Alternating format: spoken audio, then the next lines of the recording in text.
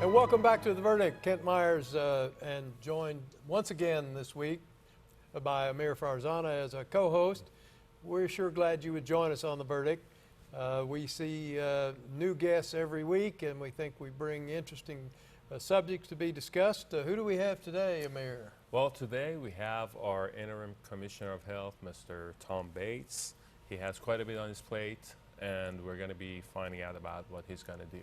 Well, we're looking forward to having Tom Bates join us again. This will be his third appearance, and when we get back, you'll meet him again. You're watching The Verdict.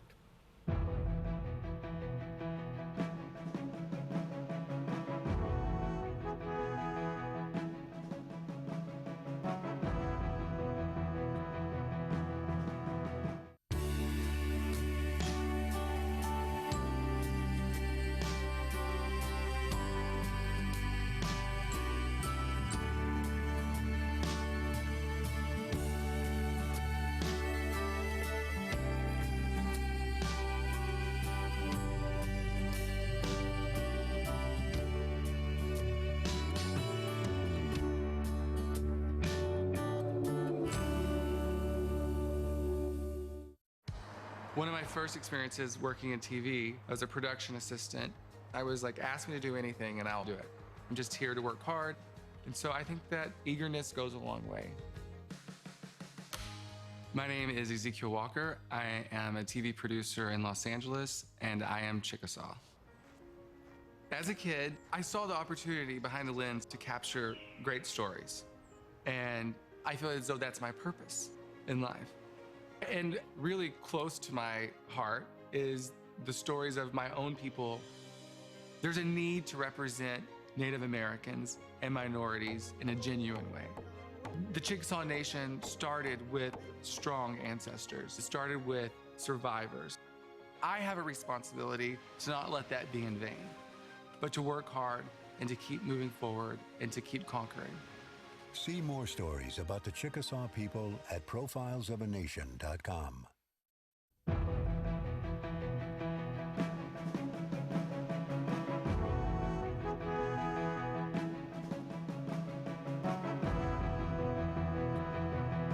And welcome back to The Verdict. Kent Myers and Amir Farzana once again hosting this section of The Verdict. Amir, we've got one of our old-time guests coming back. Yes, sir.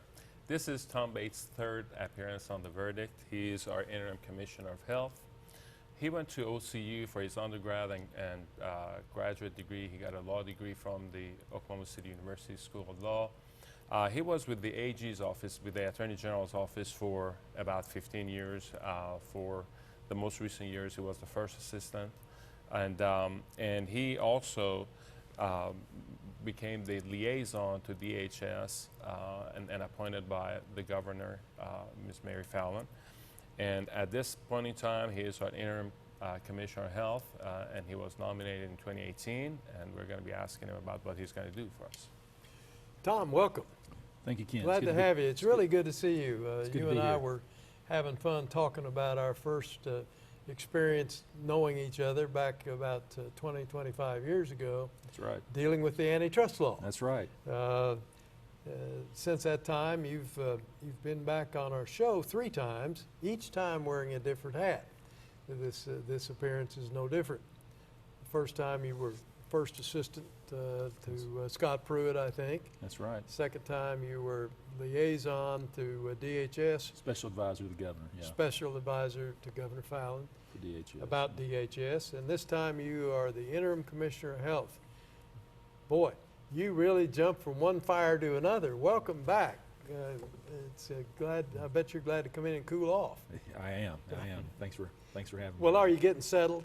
We are. I've been on the job about right at 8 weeks now, and just it's getting a little better every day. I mean, it's those first few weeks were like drinking from a fire hose, but I think we're getting our feet under her, and we got a good team of folks to work with, and we're ready to move forward.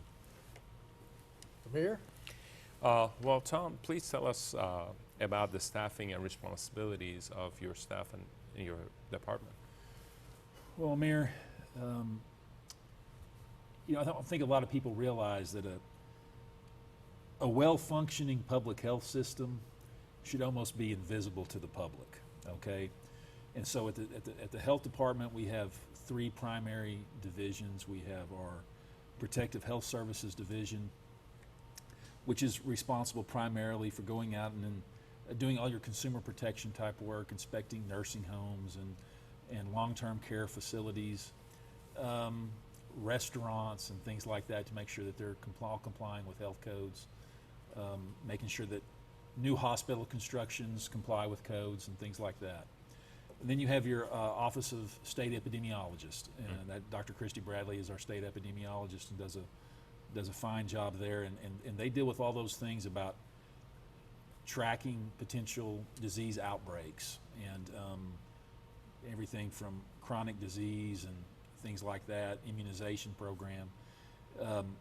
And then the third aspect of that is our Community and Family Health Services, which oversees our county health departments. You know, in Oklahoma we have the state health department, we have Tulsa City County Health Department, Oklahoma City County Health Department, which are separate and autonomous organizations, plus we have our remaining county health departments in our remaining counties. And they're responsible for doing that work on a local level and with the support of the state health department. And on top of that, you know, we have our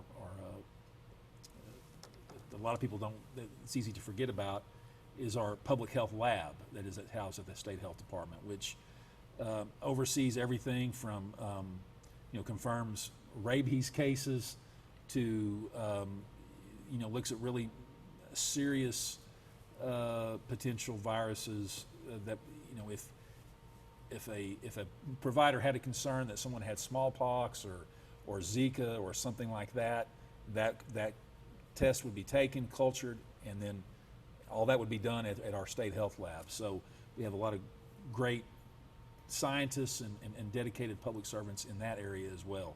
So overall, we have about 1,700 employees right now. We're down about 400 because we've had some recent challenges at the health department, as everybody knows.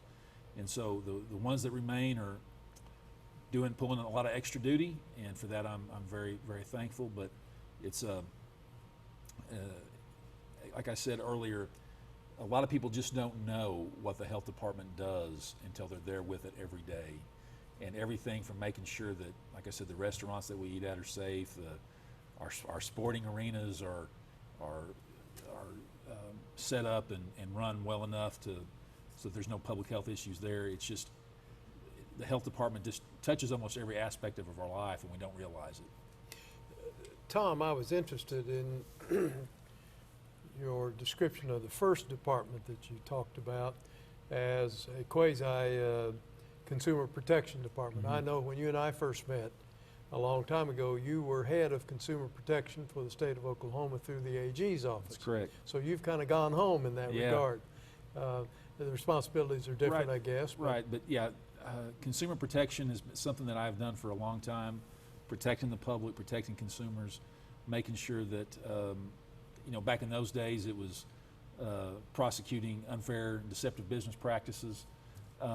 Here it's a little different, but it is making sure that our business community that deals directly with the public, you know, are doing those things in a safe and proper manner. Well, and when, let me carry this one step farther. When you were Governor Fallon's liaison to DHS, that was consumer protection in the sense that your consumer were abused and deprived children in the That's state right. of Oklahoma. Yeah. You've And- had a protection role there as well. Thank you for that, Kent. Yes, I mean, A very effective one, I might add. Yes, at DHS, my primary role was to make sure that our foster care system was making the improvements that we were hoping to make under the Pinnacle Plan.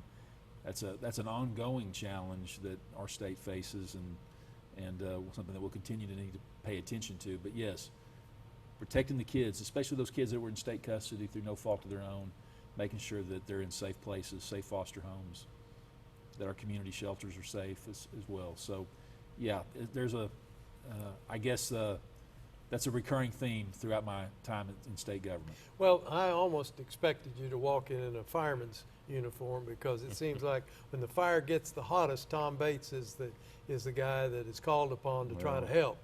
Well, I appreciate that. I've had the honor and the ability to, I guess, handle some high-profile issues in my time in the AG's office, and I guess because of that, developed some relationships with folks that have been Attorney General or currently Attorney General, Governor, and I guess they.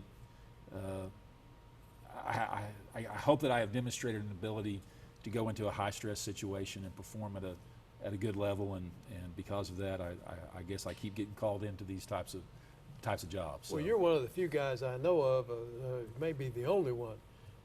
You're the only one I can think of, at least, that has worked for 3 different attorneys general. Well, actually 2. I worked for Drew Edmondson for about 12 years, 11 and a half years, and I worked for Scott Pruitt for 4 years.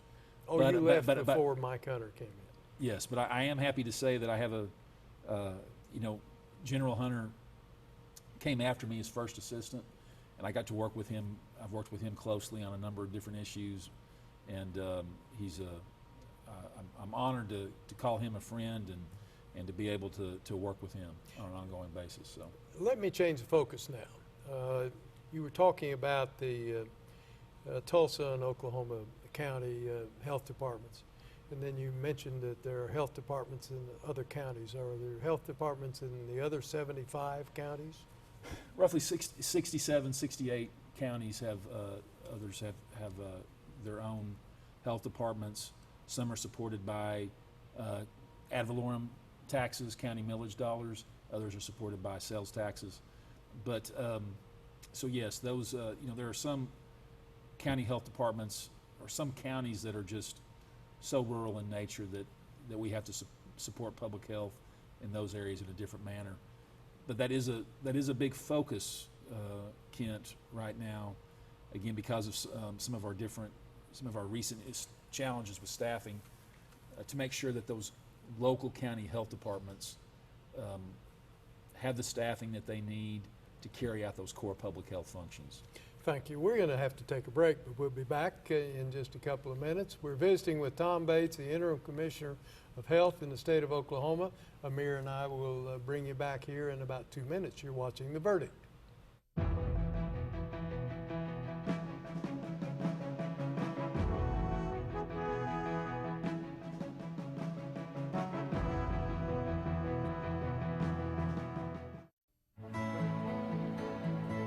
The good life comes naturally to Tulsa, where nature's beauty is matched with an eye for aesthetics.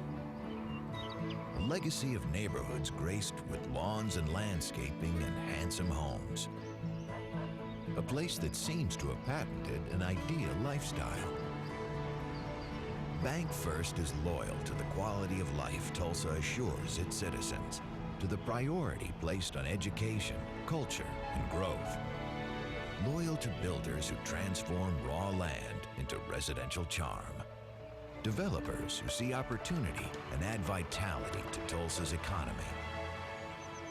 Bank First serves both enterprise and private lives that need a loyal partner.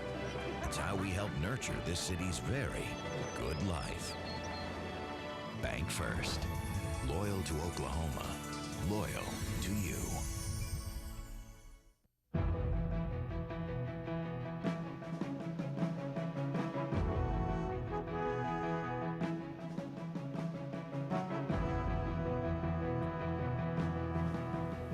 Welcome back to The Verdict. Kent Myers and Amir Farzana. Together we are visiting with Tom Bates, the Interim Commissioner of Health in the state of Oklahoma. Amir? Tom, what are some of the most pressing issues that you're dealing with in the health department? Well, I think, to me, the most pressing issue that I want to address is I want to make sure that our department's resources are aligned to the core missions. And in the earlier segment, we were talking about some of those core missions: protective health services, disease prevention and control through our Office of State Epidemiologist and our county health departments. I think just making sure that we're leveraging all of our resources in the form of federal grant dollars, county millage dollars, fees, and then finally our state appropriated dollars to make sure that we're delivering those core public health services well. Now, the question becomes, how do you define core public health?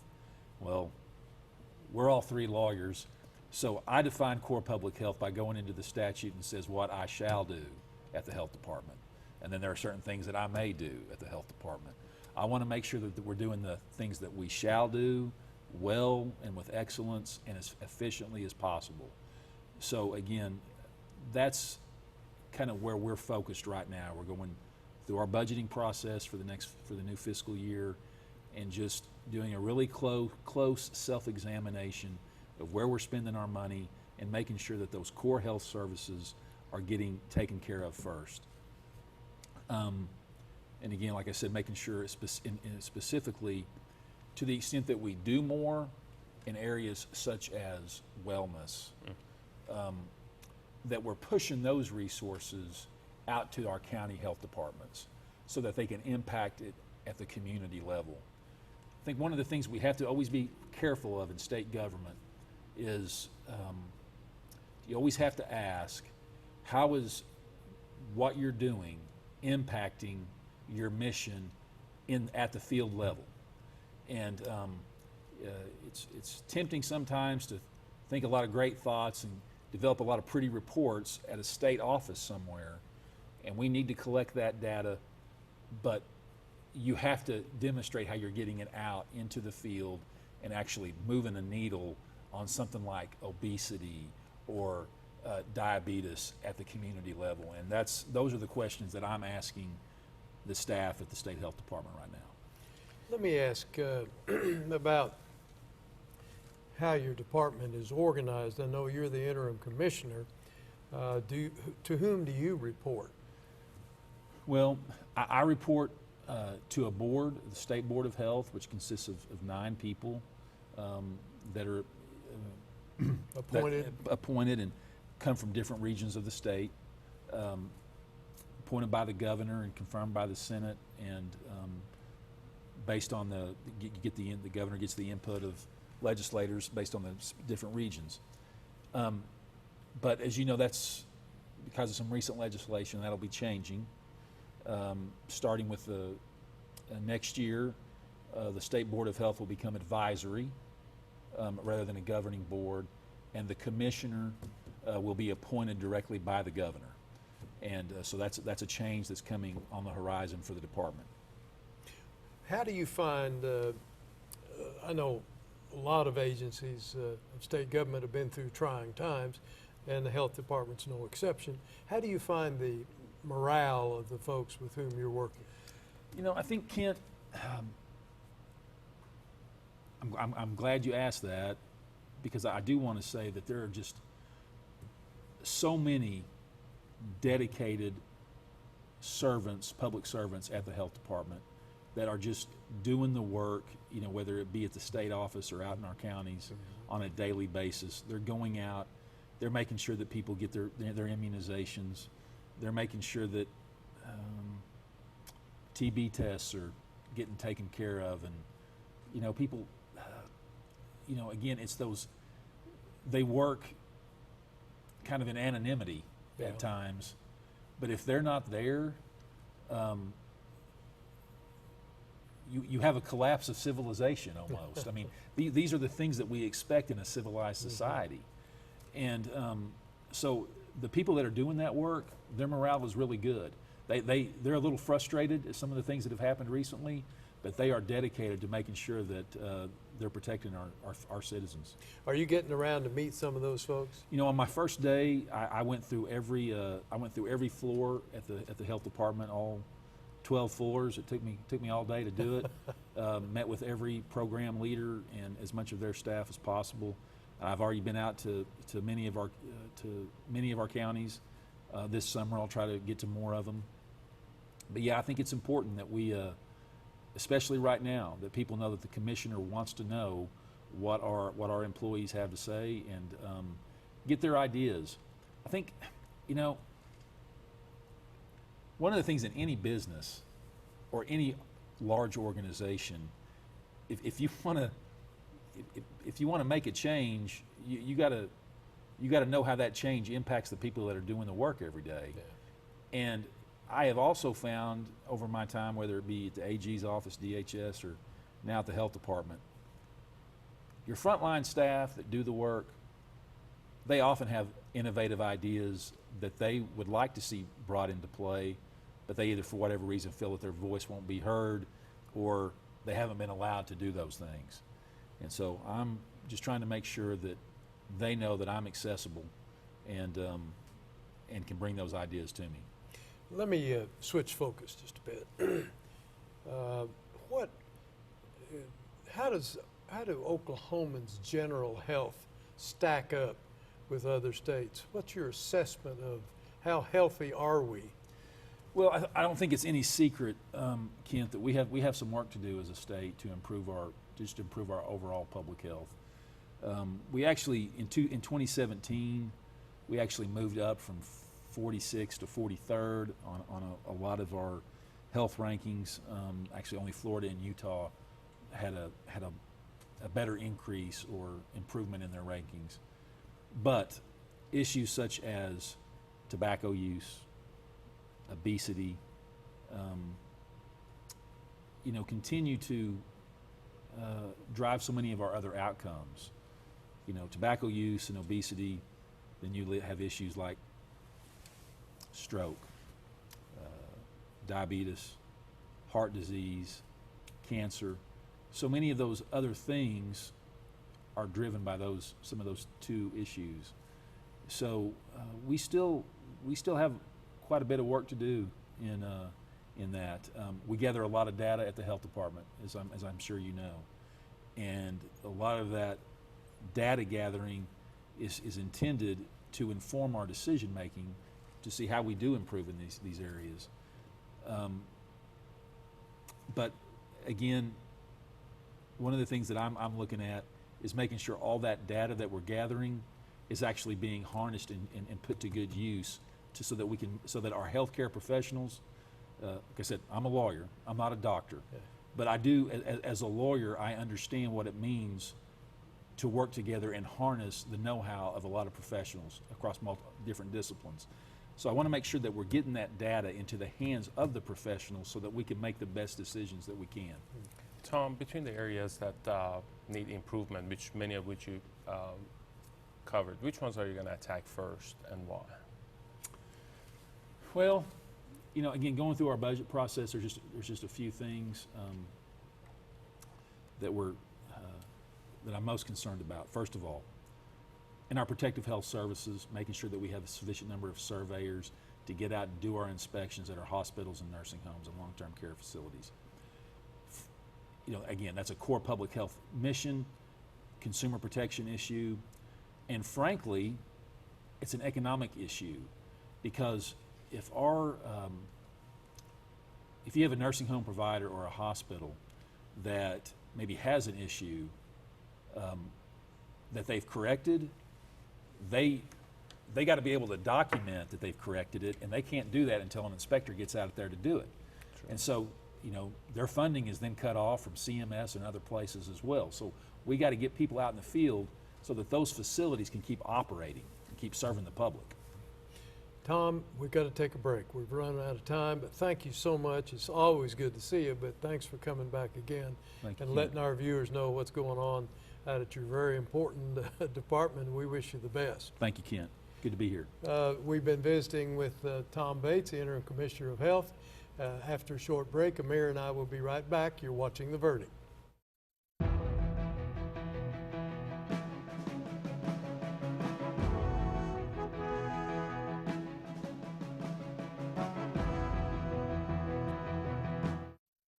There are now 11 million of us who live here and work here. I was 15 when I came here 6 years ago. I raised my family here. I drive my truck to my job every day. The only difference between now and 6 years ago, I do it legally. I wanted to. Because this is my home.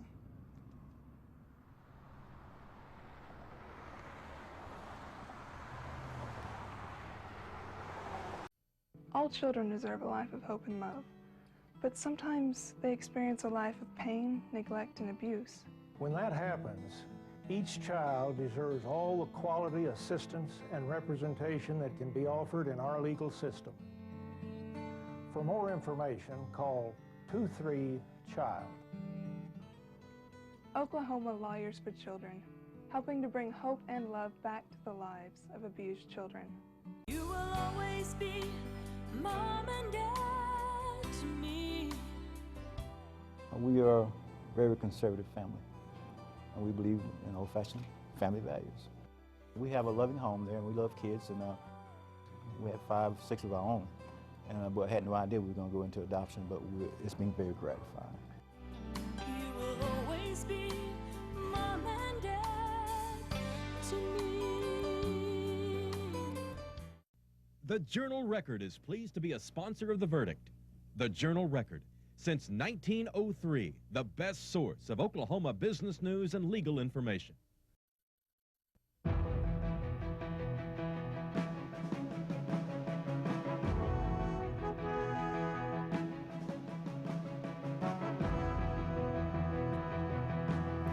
And welcome back, Amir Farzana and I, closing this show where we had a chance to visit with Tom Bates, the interim commissioner. He's got a tough job. He's doing a fantastic job, and we wish him the best. Well, he's got a lot of experience in dealing with difficult circumstances. We do have a couple of websites for you. The first is for Tom Bates. If you want to reach him, it's www.ok.gov/health. And of course, we here at The Verdict have a website, and we'd love to hear from you because we do pay attention to the comments you give us. Our website is theverdict.tv. We do appreciate, Amir, you coming on and giving us your time today. I hope you enjoyed it. It was a pleasure. Thank you so much. I know our viewers did. And we'll have a new guest and a new show next week. So we hope that you'll tune in. We really do appreciate hearing from you, and we're glad you join us as viewers. You're watching The Verdict.